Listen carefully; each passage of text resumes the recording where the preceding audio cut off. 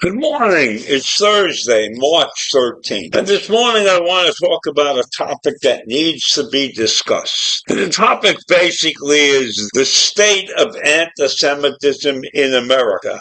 And this is based upon a report that was put together over a 5-year period by a young lady named Holly Huffnagel, who is the U.S. Director for Combating Anti-Semitism at the American Jewish Committee.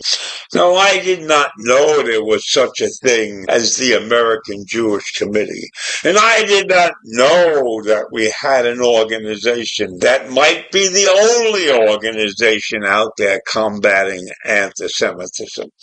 Because anti-Semitism has risen over the last couple of years in the United States. And we have to understand the full impact of anti-Semitism, which seemed to rise greatly following the Hamas terrorist attacks on October 7, 2023. Most Americans say that anti-Semitism has increased in the United States since the terrorist attacks in that October. Now, I'm sure that the general public has an increased awareness of anti-Semitism, and there are high levels of concern by those who say anti-Semitism has increased. And there's a growing recognition that anti-Semitism is a problem for society. And many believe that everyone is responsible for combating it. But I don't think that's 100% true. I believe that there are many who are in favor of this anti-Semitism that has risen in the United States.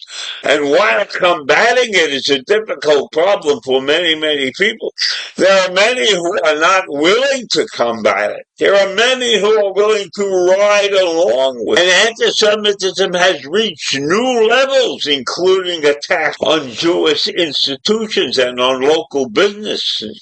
More American Jews note the severity of the problem, and there are many who have considered leaving the U.S. American Jews continue to personally experience anti-Semitism, but few report the incidents. And young American Jews are reporting anti-Semitism experiences on their college campuses. So it's on the rise. It's all over. And in 2024, while Israel was fighting Hamas, there were incidents every single month that could be considered major anti-Semitic events in the United States. In January, a visibly Jewish man was physically assaulted by his Lyft driver in Washington, D.C. In February, anti-Semitic flyers claiming Jews control the media were distributed in a residential area outside of San Diego. In March, a Jewish person leaving religious services at a synagogue in Las Vegas, Nevada, was physically assaulted by an individual screaming, "Free Palestine!" In April, individuals threw rocks and anti-Semitic slurs at a group of visibly Jewish children in Brooklyn, New York. In May, an individual flashed a knife at a Jewish student at the University of Wisconsin-Madison and said Jews shouldn't be allowed on campus. In June, in one day, over 60 synagogues across across Ohio, Florida, and Virginia received bomb threats. In July, members of the Goyim Defense League demonstrated on the highway in Madison, Tennessee, with swastikas and anti-Semitic banners. In August, a Jewish barber was attacked in Yonkers, New York, and repeatedly stabbed by an individual who said, "I want to kill you Jews." In September, a Jewish family in Seattle pelted with eggs and anti-Semitic slurs. In October, a Jewish man was shot on his way to synagogue in Chicago. In November, a Jewish middle school student in Greenwich, Connecticut was punched in the face by a peer who said, "I had to punch you because you are a Jew." In December, in Sherman Oaks, California, a Hanukkah menorah was purposely knocked down and damaged outside the city Shabbat building. So those are just few of the incidents, one a month that made the headlines.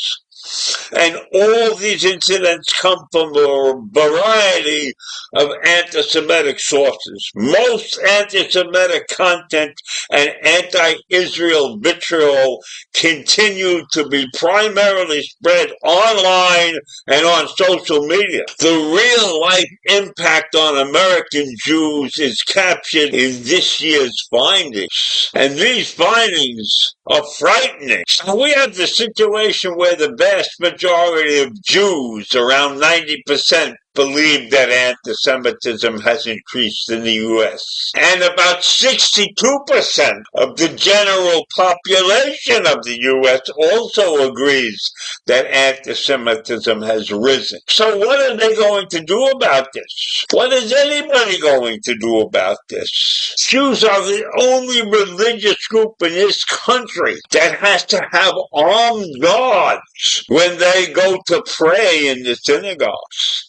That's a terrible situation. We are the only group in this country that has guards so that we can take our religious services in America.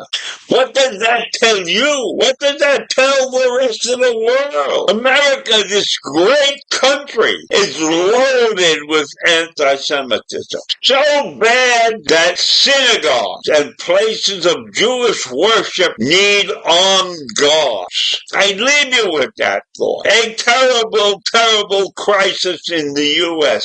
And I don't see any end in sight. Take care. Try to have a great day.